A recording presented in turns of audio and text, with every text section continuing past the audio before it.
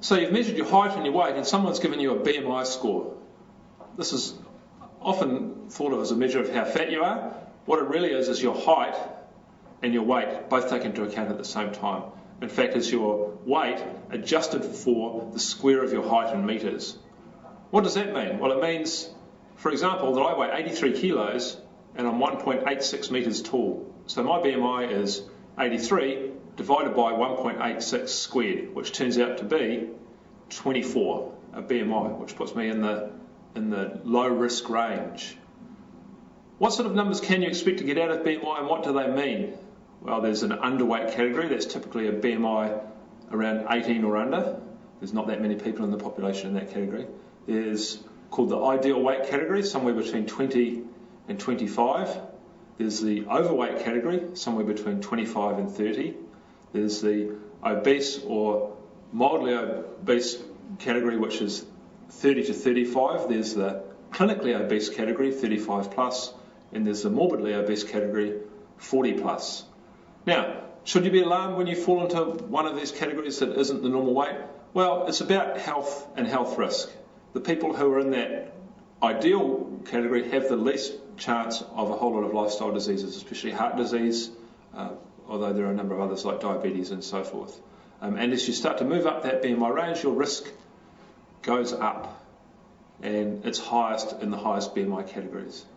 I hear a lot of people saying, oh, well, I'm just really too short for my weight. Well, unfortunately, you can't change your height, at least to my knowledge. So the best way to get your BMI down, of course, is to lose some weight. The other issues about BMI are people say, well, look, I'm an athlete, I've got a lot of muscle, I've got big bones, and that's why my BMI is high, I'm actually fairly lean. And that's true for athletes. In fact, athletes on the whole tend to have a fair amount of lean muscle mass, so weigh more, but don't have necessarily more fat.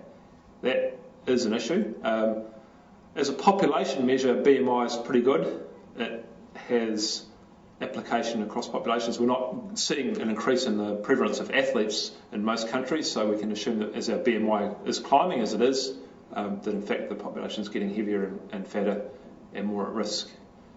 What about children? Do they have a different BMI? Yes, they do. Children in different age ranges have their own BMI norms, scores that would be appropriate for that age, and you have to look those up. There's a complex set of tables. Your doctor can advise you on those. What about people from different ethnic groups? And this is a very big issue. Should they all have the same BMI cutoffs? And this is a hot debate in the medical field right now. But what we think is that people who are from Maori or Pacific origin tend to have more lean muscle mass for a given weight. So they can have a BMI adjusted. So instead of the obesity category kicking in at 30, they should not consider themselves to be in that category to a BMI of 32, and likewise for overweight, instead of 25 it should be 26. On the other hand, people from Asian and South Asian, Indian backgrounds should adjust their BMI the other way. They have relatively less lean muscle mass than the typical European for a given weight. So they might consider themselves to be obese at say 26, 27 and overweight at a BMI of 23. Regardless, our weight is something we should keep an eye on. Being overweight doesn't necessarily put you at a high risk of disease. Being obese does increase that risk substantially, but in any case you're better off in the normal weight range.